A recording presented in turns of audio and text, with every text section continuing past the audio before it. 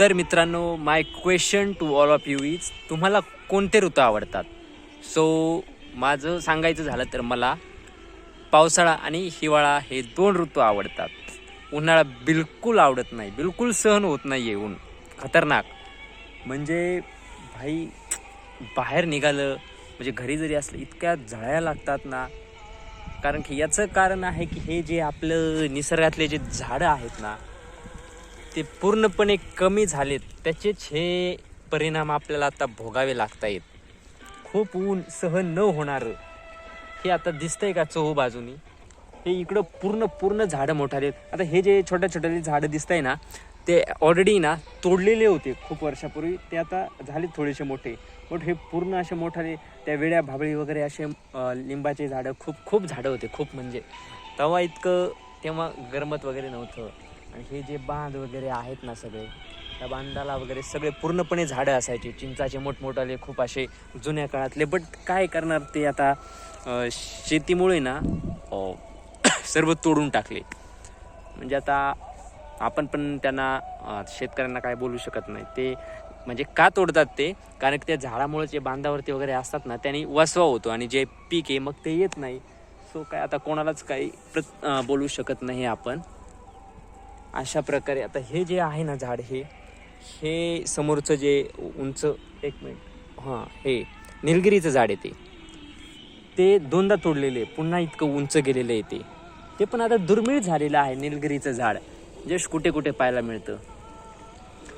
So झाडं असणं खूप इम्पॉर्टंट आहे. आणि जे पाऊस आत्ता कधी येतो कधी येत नाही, हे म्हणजे आपल्याच कर्माचे फळं आहेत. आपण झाडं तोडले खूप. सो आता इतका उन्हाळा गेला, आता पावसाळा चालू होईलच, म्हणजे लागलेलाच आहे. जस्ट एक पहिला पाऊस झालेला आहे. आणि झाडं खूप महत्त्वाचे आहेत, कारण की हे मला ह्या उन्हाळ्यामध्ये खूप रिअलाईज झालं. म्हणजे शेतामध्ये गेल्यानंतर बसायचं कुठं हा प्रश्न पडतो. कारण की सावलीसाठी झाडच नाही.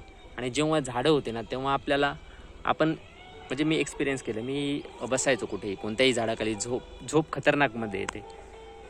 स्वर्गच एकदम. झाडाखाली झोप म्हणजे उन्हाळ्यात झाडाखाली झोप म्हणजे खतरनाक, एकदम मजेत.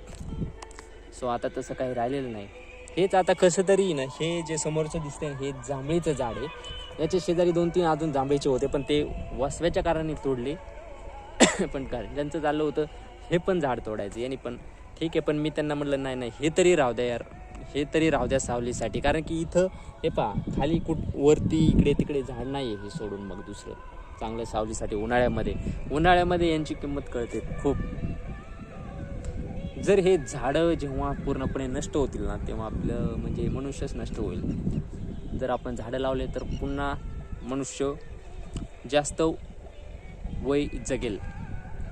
सो आता मी ह्या झाडासाठी प्रयत्न करणार, नाही तोडून देणार घरच्यांना झाड. हे नाही तर घरच्यांना काय लगेच तोडतात, वसवा होतो, असं होतं तसं होतं. पण काहीतरी झाडं राहिलं पाहिजे यार. सो आत्ता आहे, पाऊस येऊ शकतो. आभाळ आलेला आहे खूप. आत्ताच 4 वाजलेले आहेत. आणि अशा वातावरणामध्ये पण एकदम छान वाटते. दिवसभर ऊन असते खतरनाकमध्ये, खूप कडक. सो काहीच काम वगैरे करू वाटत नाही आहे.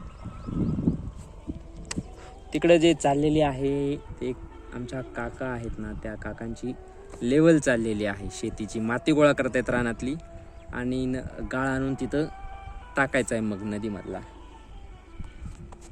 तो ट्रॅक्टरवाला मस्तपैकी एन्जॉय करू राहिला गाणे वगैरे ऐकत. So see you again, bye.